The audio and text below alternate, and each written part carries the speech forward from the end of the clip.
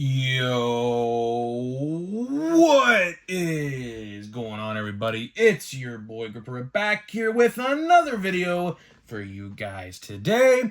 And today we're just be discussing retail sports cards. That is right, guys, retail sports cards discussion yet again because, man, just the absolute downfall of retail sports cards as of the last few years needs to be talked about. It really does need to be talked about, and I think we're going to do a good job in this video discussing what has happened in the last few years and why this happened and how we could fix it. That is my solution to the video. So guys, hopefully you guys enjoy this, but before we get into that, thank you guys so much for joining me on this video today. Can we get a minimum of 100 likes on today's video? That is the best way you can help me grow this channel if you're already subscribed, is by hitting that like button. That tells YouTube you like what I'm doing here. And speaking of growing the channel, we're doing a giveaway. We're giving away hobby packs of Series 2. All you got to do to enter is be publicly subscribed, like this video, turn post notifications, comment who your all-star representative is going to be on your favorite team, and last but certainly not least, go subscribe to my new channel, Grip and Rip Baseball. Link is in the description for that channel in the description. So let's try to get this channel to 7,000, and let's get the new channel to 1,000, and then we will give away the packs of Series 2. So hopefully it's not too long. We're already at 6.2K, which, compared to previous months, we're already growing to 7K pretty quickly. It's already, we're already 1/5 of the way there. Seems far away, but we have already exceeded expectations already, so for the month. So June typically is my best month of the year. A lot of YouTubers like to say that, December is the best month for growth of YouTube channels, and that is far from the truth. It's June, July, and August are typically the best months, the summer months and at least for me anyways, because obviously, we're a baseball card channel here. So hopefully you guys do participate in the giveaway, and there's that. And one last thing I have to say again, if anybody has a McCutchen parallel or knows where I could find one, let me know. Well, there's some new developments today. As the 1/1 for Andrew McCutchen, the Platinum Silver card parallel has been found, and it's on Canadian eBay, and it's already at $100, and there's 5 days left. So, yeah, I don't know about that one, guys. I would love to complete the full rainbow. I would love that, but here's my approach. Okay, here's how I'm going to complete this. Now, everyone has a different definition of completing a rainbow in terms of a card, right? So you can go down to the 1/1, but here's how I'm going to do it. I think what I'm going to do is I got downstairs, I should bring them up here. I don't, but I have the gold foil jumbo exclusive. I have the silver foil, rainbow foil. I got the advanced stats, a subscriber today, shout out to you, helped me with that. So I have the advanced stats. I have the green. I have the orange on the way. I need the red. I'm going to try to get the blue, and I'm going to try to get the purple. Of course, the blue and the purple, if you guys don't know, are a brand new retail exclusive parallel in Series 2. You can only get those two parallels by buying retail. So that's kind of the incentive they made to buy Series 2, which I actually do like. But yeah, I'm not going to try to complete the rainbow. I do have my eyes set on the black border and the camo border, but there's still 5 days left to those. So I don't know how that's going to end up. But I think we're just going to try to do the traditional color parallels, probably. I would like to get the camo as well. I really, really would, because I think the camo one looks awesome. Like I said, if any of you guys have any information or any idea where I could find them at any given point, because I'm trying to find them anywhere. I've made posts on Facebook, Instagram, Twitter, eBay. I'm looking on eBay constantly, and nothing in terms of the retail ones have showed up yet. But they will.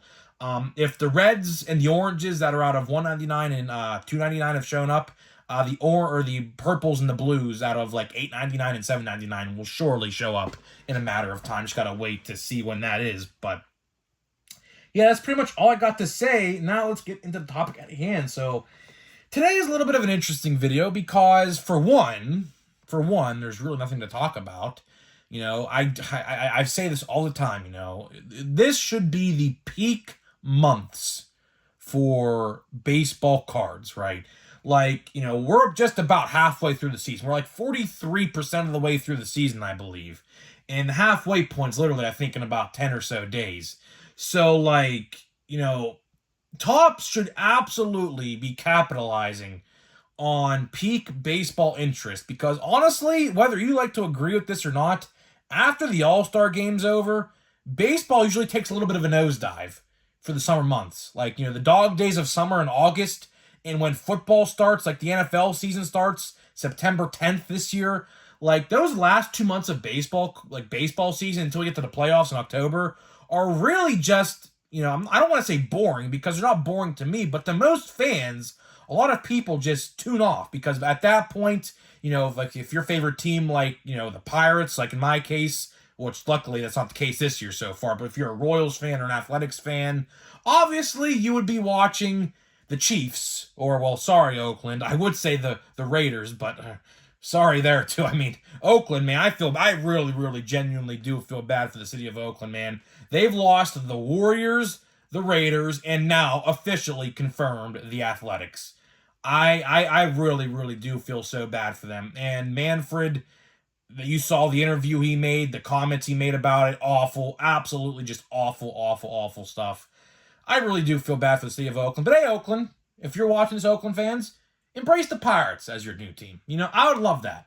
If you guys want to create a Pirates culture over in Oakland and support the Pittsburgh Pirates, I would have no problem with that. I'd have no problem with that. But I don't know. I really genuinely do feel bad for them. It's a very, pardon my French, but it's a very shitty situation over there. I just don't agree with it. But as I was saying with Topps, peak baseball interest is right now. And what is Topps doing to capitalize on that peak interest? Oh, they're just delaying every product imaginable. Every product you think of. Chrome, Stadium Club, Update, luckily, I think will be on time, but you never know. You got, what else you got? You got Allen and Ginter, which I can't stand that set. That set should have been axed. That set shouldn't even exist. You got Heritage High Number, which I also think shouldn't exist. I think they should do one Heritage set a year, and my display is falling over because I'm moving my desk. Don't mind me for a second. There you go. But again, as I said, another boring year for Topps. Another boring summer for Topps yet again. That's 2 years in a row now for Topps. Unacceptable, right? And what I want to do today is kind of talk about retail sports cards. I don't even know what I'm going to title this video. Like I said, there's just nothing going on right now, so I have to make up stuff to talk about and try to find little its and bits of pieces to try to make a content out of. And I want to highlight retail sports cards today. It's been a while since we talked about retail sports cards. It really has been. I think it's time for an update video. I think it is due time for another update video about this stuff because what I have been seeing in terms of retail, and it's not even just my area at this point, it's actually unbelievably sickening how much retail sports cards are. Now, you may be saying, well, interest for baseball cards and football cards and basketball cards went up. And that I agree. But here's the thing, right? Here's how this should work. It's called supply and demand, okay? Of course, if demand is high, you want supply to increase because obviously to companies like Topps and Fanatics, more people are interested, more money you're going to make, right? And what we've seen over the last 3 years, and obviously I'm referencing the event of 2020. Can't say the word because YouTube don't like the word, but you know what happened in 2020. We were all sitting in our houses, right? And that is when baseball interest peaked. If I had to give you an honest, genuine answer, baseball cards peaked probably in the last 3 years. If I had to take an actual guess to where it peaked in interest, probably the summer of 2021. The summer of 2021 was probably where the most interest towards baseball cards were at the time because at that point, Topps was still not producing the amount they thought they needed. And now, what we are seeing is people leaving the hobby or not buying as much, and we are seeing that supply that would have been allocated to them if they were still in the hobby Now we are seeing a world where those products and those cards and boxes and packs are sitting at retail for a longer period of time because the demand has gone down. Or we could also argue that demand has stayed the same and supply got even higher, which we can make a very valid argument to that as well. For example, 2022 Top Series 1. Do I even need to go into depth on how much Series 1 last year they made? It's estimated about 1.3 million per base card in Series 1 last year. I don't think we know the print count of Series 1 this year, but if I had to take a guess, it's probably still around the million. If I had to take an actual guess. I don't know if anyone ever figured that out yet. I assume when the complete sets come out, should be in July, which that's not really a new set, so there's really nothing to get hyped about there. But complete sets, I do think, come out in July. So I think we'll be able to get a good idea then at that point how many base cards of each product there were. If I had to take a guess, probably at least about 1.1 million for Series 1. So that's my honest guess. I don't know. But like I said with Series 1 last year, a lot of stuff. And it sat for a while. It did. And as the summer went on last year, I noticed this.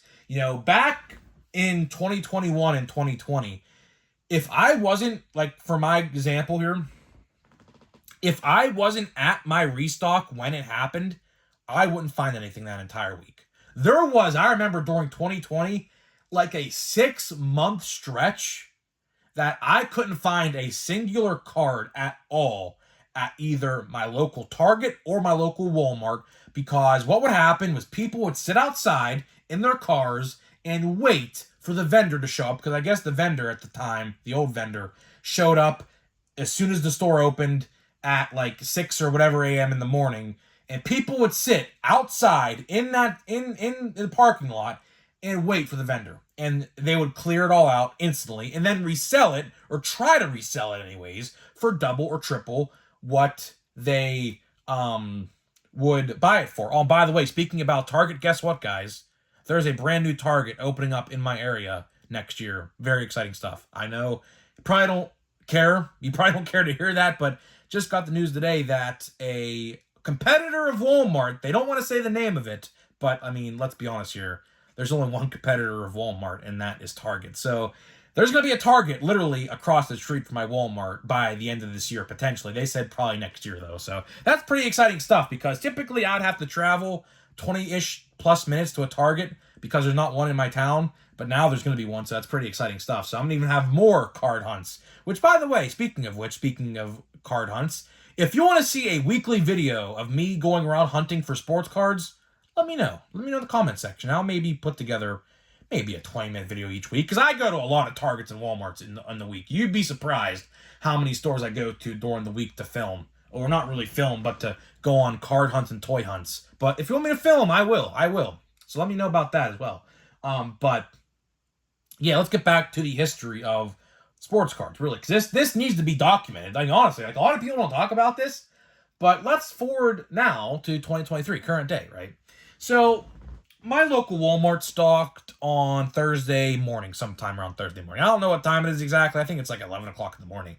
But needless to say, I walked into Walmart on Thursday about 1-ish after going to Lowe's with my Gramp, and cards galore. Not a singular card except 3 hanger boxes of Series 2 were gone. Of course, you guys know if you watched yesterday's video, I picked up the remaining 6. There's 9 in a sleeve, and I picked up 6 because the other 3 were already bought. So I have all these hanger boxes, which we will open eventually. We will get to all of them eventually. I do maybe want to buy more, because I do hear they're really good. I do hear that is the format of Series 2 that you want to buy. So I might buy a little bit more, maybe a couple more, maybe like 3 or 4 more. But let's forward to today. So I walk into my Walmart today, Friday, a day after restock. And when I go to restocks, because I go to these stores multiple times a week, because I like to keep track. I love to keep track to what's selling, what's not. Walked into my Walmart today. Keep in mind, this is the same Walmart that I couldn't find a card at for like 6 to 8 months in 2020.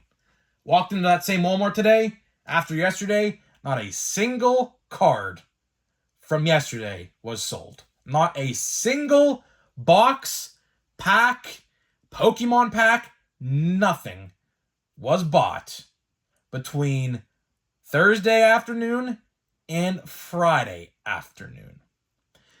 So obviously, by this, you can tell that sports card interest in my area has declined. And it has declined.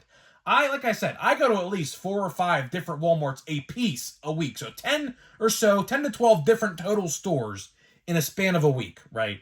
And I have noticed this throughout my area. Throughout my, I've noticed this pretty common. No one is buying sports cards no more. Like, when it comes to retail sports cards, like, the interest that has decreased in my area is pretty substantial. It is really substantial. Like, there will be people who buy boxes and packs like me and a couple other people, but for about 75% of the collectors in my community, they're not sniffing retail anymore. They're not even touching retail. They're just looking at the shelf and walking by. Is that because it's oversaturated and overprinted? Probably. You guys saw how bad Series 1 was. Series 1 retail is going to go down in history as probably one of the worst modern baseball retail sets of all time. It's probably going to, with how historically bad it was for the modern era of sports cards. Now, I'm not talking about junk wax, because that is a whole different era. I'm not even talking about junk wax. I'm talking probably from 2000, I'm going to say maybe 2005-ish to now. So about 18-ish years, right? We're in an era, this era. I don't know what to call the era, the modern era, I guess. I don't know. The Fanatics era, we can call it the Fanatics era, I guess. Although it just started a year ago, but we can call it the Fanatics era, right? Series 1 retail is probably one of the worst modern retail sets of all time. Of all time. And there is no arguing that. There isn't. Just look at the odds. Just look at the odds and how much money you'd have to spend to pull a gold or anything like that. Unless you're super lucky and pulled it within one box, which I know I wasn't. Because I opened one blaster box, got burnt, never opened another one again. Never bought another one again. That was it. Right? And the question we have here to wrap up this video is, how do we fix this? How do we fix retail sports cards? The answer to that question, it's a very easy solution. You print less. You need to print less. Now, like I said, the demand for sports cards reached an all-time high in probably the summer of 2021. So we're about 2 years out of the peak interest of this, I'll say a pandemic era. I don't know what else to call it. I really don't know what else to call it. That's what we have to call it. The 2020 to 2023 era. I mean, that's probably the best way to call it. YouTube don't like that word, but guess what? Tough luck. I have no other way to describe it, right? But supply and demand, right? That's an easy concept to understand. Demand is high, you have to increase the supply, right? But now we are seeing in my community, and I know a lot of other people as well, because I see all these pictures on Facebook and Twitter all the time of restocks, and they are the same exact way, just no one is buying them. So how do we fix it? Easy. You print less, because supply and demand is lower, right? The demand is lower, so the supply needs to be lowered. Because Topps knows what's going on. How many of you people, and I know a lot of you, have went to a Walmart the last couple weeks to see clearance stickers on 2022 product? I know I have. Like Archives, like Allen & Ginter, like, what's it called? Heritage High Number, Bowman Platinum, and Gallery, which I all see this week, all had a clearance sticker, $17. Topps obviously does not want to do that again, because that, in their eyes, is defeat. Because they can't sell it for $27, and of course, we can go into depth. We can go well into depth over price increases, which I do think have something to do with it as well. Price increases are a whole other topic for a whole other day, really, because those people, obviously, like, a lot of people get turned off from seeing $27. A lot of people like the $20 price tag, and that is another reason I think we need to fix retail sports cards, because, you know, price and demand. That's just literally how it goes, right? So here's what I think Topps is probably going to do, right? Don't know how long it'll take them to do this, but I do think maybe next year with 2024, this goes into effect. But I do think in areas that, have hard times selling product like mine, I do think what Topps is going to do is probably take away some allocation that would be in my area and maybe put them in a bigger city Walmart or Target, like maybe like a Pittsburgh or a New York City or something like that. Or what they're going to do is they're going to lower the supply all across the board, which I probably think is probably what they're going to do, honestly, and make it harder to find cards if you're in a big city like that. And what else they can do is, honestly, what I think the best way to go about it is probably print the amount that you printed for 2018 update. If we can go back to 2019/2018 print runs, I do think that fixes a lot of stuff, because then retail will be great, because what they'll do is they'll also probably cut down in hobby. Maybe, I don't know, maybe hobby boxes sell a lot better, which they probably do. I know for a fact, like with hobby boxes with autographs and things like that, like Stadium Club, sell tremendously better than the retail version, because who wants to pay $100 in retail when you can get 2 autographs for $100 in hobby? That's the kind of thing I'm talking about here, right? So what I think they need to do is they need to go back to print runs similar to 2018 and 2019, because demand has obviously gone down. It's easy, it's an easy fix. And that way, it's a better product with better hits and parallels, and hopefully, I'd love to see this, but I know it'll never happen, go back to $20 blaster boxes, which will never happen, because if they're going to lower the supply, they need to keep that $27 price tag, because if you're lowering the price and lowering the supply, obviously Topps is losing a lot money compared to maybe 2022, 2021, 2020. So if anything, that actually, I don't know if you guys like to hear this one or not either, if they lower the supply, the price may increase. I hate to say that, but the price may increase. It might. If that is the way they're going to go about it, that is how they're going to get their money back. Because obviously, if they lower the supply, Topps is going to be losing a lot of money. So they want to get that money back for lowering the supply. And what will they do? Like this fat pack, that's $7, maybe will be $9 in 2024. Stuff like that, which is ridiculous. But speaking of which, let's get into the fat pack. I have one more of these left. I'm going to a Target today, so I might buy more. Target is getting, I think, like, from what I've seen, like 50 of these per store, like literally 50, I kid you not. Let's see, we have, I don't know. We have something upside down, and I don't know, let's see, I don't know. These fat packs have been kind of mid, I don't know. I mean, they've been all right. I guess. Lane Thomas, Jeremy Pena. But, compared to, like, previous year's fat packs, like, especially, like, 2018, 2019, which we were talking about in this video, I would take the 2019, 2018 fat packs any day, because those were good. Those fat packs, if you guys remember, I mean, I bought a lot of those back in the day. So, I don't know. But I do hear that the hanger boxes are the best format for Series 2. And we will put it to the test. Because I bought 6 and probably going to be buying more. So, first card here, and we have a black border Austin Riley Home Run Challenge. So, here we have a blue speckle. Here is the retail exclusive. And you know what? That card is really freaking neat.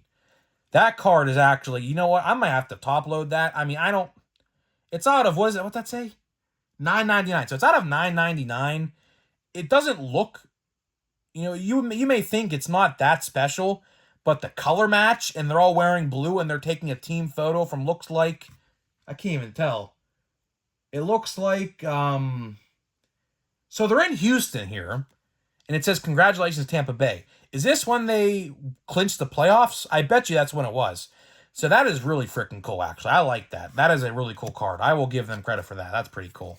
We have Ted Williams. That's pretty cool. Ted Williams. I like Ted Williams. Now let's get to the stars of MLB. We have Yoshida. Yeah. So honestly, this fat pack was not bad. This fat pack was not bad at all, actually. I will say that. Jonathan India. I'm a big fan of Jonathan India's, even though I'm a Pirates fan. I do think Jonathan India is awesome. I do really like his play style. Aguilar, Max Meyer, Cueto. No Pirates, man. You know, for one thing, I'll tell you one thing. I saw the black border. Well, not really, but it looks black, kind of. And I really was hoping it was McCutchen, because McCutchen actually has a black border on his card as well. So I was really holding my breath that was an Andrew McCutchen, but, you know, 1 out of 330, that is a terrible odd. If you're a betting man, if I was putting money off if this was McCutchen or not, I would have most certainly have said no. So, guys, let me know what you think. How do we fix retail sports cards? See, if every fat pack was like this one I just opened, just imagine how many more people would be buying retail. But how we get there and how we fix that is you have to cut the supply. But we all know Topps will never do that. You know they won't. Because they have created another junk wax era. No matter what people like to say or not, they have created another junk wax era. I mean, agree to disagree or whatever, but it's the truth. So guys, let me know what you think, and I'll see you guys in the next video.